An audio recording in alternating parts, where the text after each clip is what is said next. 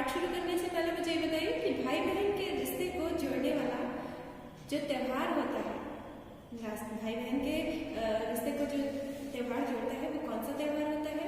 हाँ, राखी का, है ना। आज हम उसी से संबंधित एक पाठ को पढ़ेंगे, पाठ का सार जानेंगे।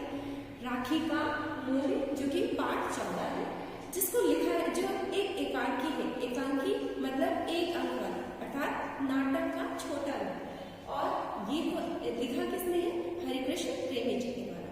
हरिकृष्ण प्रेमी जी ने इस एकांकी को लिखा है। ये एक ऐतिहासिक एकांकी है जिसमें 8 पात्रों का चित्रण किया गया है, जिसमें रानी कर्मवती, जो कि मेवाड़ राज्य की रानी थी, उनका वर्णन किया गया है। साथ ही साथ रानी कर्मवती और हुमायूं का भी वर्णन किया गया है। इस एकांकी में कुछ कठिन शब्द आए हैं, जिनमें से कुछ आपके लिखे हुए हैं।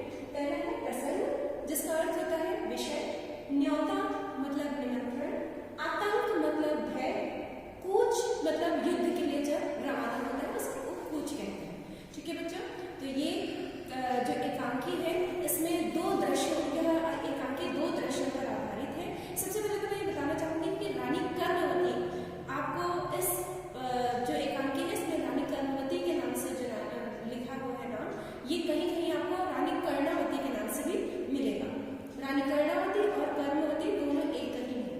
ठीक है, तो ये कहानी रक्षाबंधन के त्योहार को कहीं ना कहीं दर्शाती है कि रक्षाबंधन के जो भाव होते हैं उनको, यानी भाई बहन के बीच का जो प्यार होता है उसको कहीं ना कहीं दर्शाता है। साथ ही साथ यह जो एकांकी है यह सभी धर्मों से भरे मानव धर्म को सर्वोपरि दिखाता है कि किस प्रकार से हुमायूं, जो कि पूर्ण रूप से मुस्लिम धर्म का था, और उसने किस तरह से मानव धर्म को सर्वोपरि माना और अपनी एक राखी के लिए, राखी यानी अपनी बहन की रक्षा के लिए आगे आया।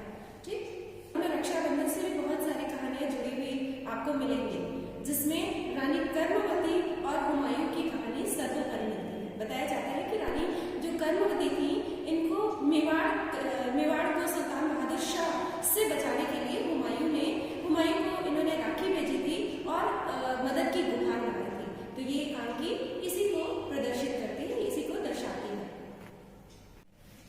बच्चों, इस एकांकी में 2 दृश्य हैं। पहले तो आप रानी कर्मवती को जान लीजिए कि रानी कर्मवती कौन थी, जो कि चित्तौड़ के राजा महाराणा सांगा की विधवा थी। इन रानी के 2 पुत्र थे, राजा उदय सिंह और राणा विक्रमादित्य। एक और उस समय, जिस समय मुगल सम्राट हुमायूं राज्य का विस्तार करने में लगे हुए थे, उसी और दूसरी तरफ गुजरात के सुल्तान बहादुर शाह ने भी चित्तौड़ पर हमला कर दिया था। ये एकांकी उसी समय को दर्शाती है कि जिस समय ये हमला हुआ था उस समय की पहले दृश्य में रानी कर्मवती जो है वो उस युद्ध की स्थिति को जान रही होती है कि उस समय की क्या स्थिति है, जिसमें उनको यह पता चलता है कि उनकी जो स्थिति है उस समय, उनकी तरफ की जो सेना थी वो अन्य जो उनकी विपरीत स्थिति थी, मतलब जो उनके विपक्ष के लोग थे उनसे कम थे, जिसकी वजह से कहीं ना कहीं उनकी स्थिति डामाडोल नजर आ रही थी, यानी उन्हें युद्ध में कहीं ना कहीं उनको हार नजर आ रही थी। जिसमें इसमें दिखाया गया है कि रानी कर्मवती ने अपने इस राज्य को बचाने के लिए अपने राजा हुमायूं, यानी जो मुगल सम्राट हुमायूं थे, उनको राखी भेजी थी। राखी के द्वारा संदेश भेजा। बच्चों, दूसरे दृश्य में मुगल सम्राट हुमायूं अपने फौजी डेरे के साथ बिहार के गंगा तट पर बैठे हुए थे और वहां पर रानी कर्मवती का संदेश एक राखी के माध्यम से पहुंचता है। थोड़ी देर तक वो राखी को देख करके विचार मग्न हो जाते हैं और फिर, लेकिन चूंकि वो राखी थी और वे सभी चीजों को, सभी धर्मों को एक तरफ और मानव धर्म को सर्वोपरि मान करके अपने इस राखी के बंधन को निभाने के लिए, आगे बढ़ने के लिए तैयार हो जाते हैं।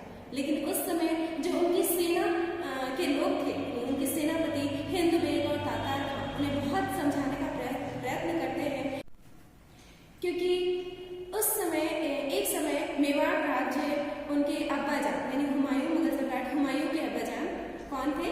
बाबर। उनका एक समय जानी दुश्मन हुआ करता था जिस पर हिंदू वेद